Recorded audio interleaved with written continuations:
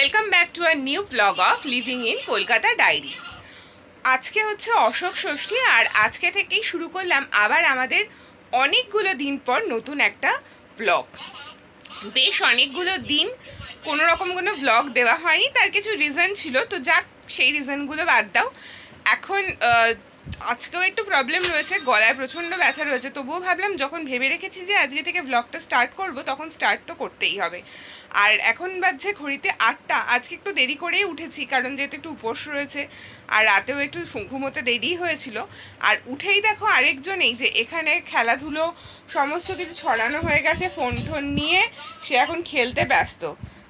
আর এখন তুমি কি করছো মা? এইটা কি? ফিশ। এটা ফিশ নয় যদিও, হাঁস, কিন্তু যেহেতু জলে চলে তাই ওটাও ফিশ। তো যাই হোক, আর এখানে আমাদের চলছে বক্স, আর আমরা বসে পড়েছি এখানে চা নিয়ে কর্তাকিন্নিতে। আর আজকে যেহেতু উপোস রয়েছে সেই জন্য আজকে স্পেশালভাবে ওই বানিয়েছে চাটা, অন্যদিন হলে আমাকেই বানাতে হতো। যাই হোক, তো শুরু হলো দিনটা। আর সারাদিন কি কি করব, কিভাবে পুজো হয় অশোক ষষ্ঠী, আরও কিছু প্ল্যানিং রয়েছে, সমস্ত কিছু তোমাদের সাথে শেয়ার তো করবই। আজকে যদিও অনেকগুলো, বলো, হ্যাঁ এটা ফিশ, অনেকগুলো দিন পর আসলাম ব্লগ নিয়ে, কিন্তু তোমরা কিন্তু পাশে থেকো, সাথে থেকো আমাদের, আর ব্লগগুলো দেখতে থেকো। এখন এসি চালায় না, এই তো সারা রাত এসি চলে যাবে বাবা। আর রেডি হয়ে গেছি, এবার যাব পুজোর ঘরে পুজোটা দিতে। যাই গিয়ে দেখি কেমন সাজানো হয়েছে আজকে ঠাকুর। আর আমার এখানেও আমি পুজো দিয়ে নিয়েছি, তো তোমাদের সাথে শেয়ারও করলাম কিভাবে সাজিয়েছি। আর শরীরটা বিশেষ ভালো না, প্রচণ্ড গলা ব্যথা, ঠান্ডা গরম লেগেছে আর কি। আজকে থেকে আবার বেশ গরম। আর মেয়েকেও রেডি করানো হয়নি, এবার মেয়েকেও রেডি করব। চলো তাহলে একটু পরে ওই ঘরে যাচ্ছি, কি আবার দেখি। তোমরা যারা আমার ব্লগ দেখো তারা জানো যে এই জায়গাটাতেই আমি আমার ঘরে ঠাকুর রেখেছি, আর এইটা মূলত একটা বুক সেলফ। তো যাই হোক, এখানটায় আজকে একটা মালা দিয়ে ঠাকুরকে একটু সাজিয়ে নিয়েছিলাম।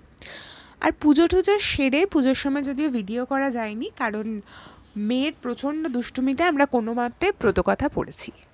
এরপর ভাবলাম যেহেতু ঠান্ডা লেগেছে তাই আজকে আর অন্য কিছু না খেয়ে, দই যেহেতু খাওয়া যাবে তাই একটু রায়তা বানিয়ে নিই।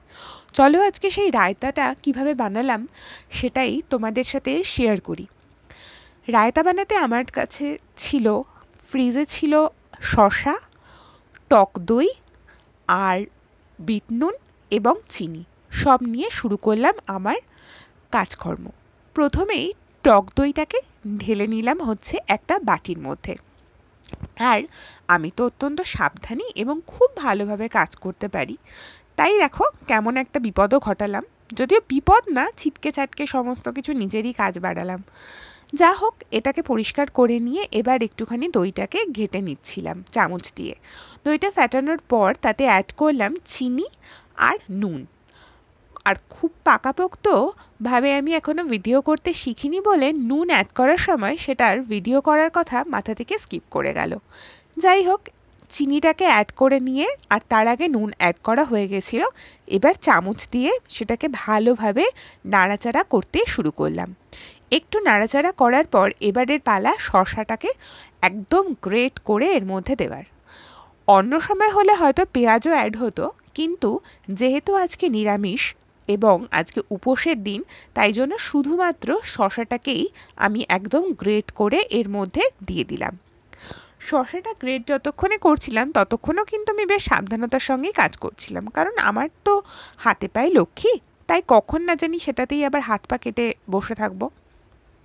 যাই হোক, সেই সমস্ত কাজগুলো কিন্তু চলছিল।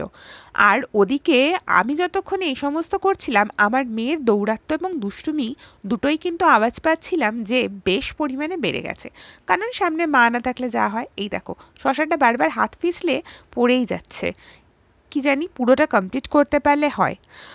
চলো, আর তোমাদের বাড়িতে কার কার অশোক ষষ্ঠী হয় সেটা কিন্তু আমার সাথে শেয়ার করো। এটা মূলত এদেশীয় বাড়িরই একটা প্রথা। আমার বাপের বাড়ি যেহেতু বাঙাল, সেখানে কিন্তু এই প্রথাটা নেই। আমি এটা শ্বশুরবাড়িতে এসে এবং মেয়ে হওয়ার পর প্রত্যেকটা ষষ্ঠী তো করতে হয়, মেয়ে বলে নয়, যে কোনো সন্তান হওয়ার পরই ষষ্ঠী করতে হয়। তাই এখন আমার সমস্ত ষষ্ঠী আমি করি। এটা আমার দ্বিতীয় বছর অশোক ষষ্ঠী। গত বছরেরটা পয়লা বৈশাখের দিন পড়েছিল। মেয়ে হওয়ার পর প্রথম পয়লা বৈশাখ, তাতে আবার অশোক ষষ্ঠী, তাই একটু মনটা খারাপ খারাপ ছিল, তাই সেভাবে কিছু করিনি। এবারটা তাই এভাবেই আনন্দ করলাম।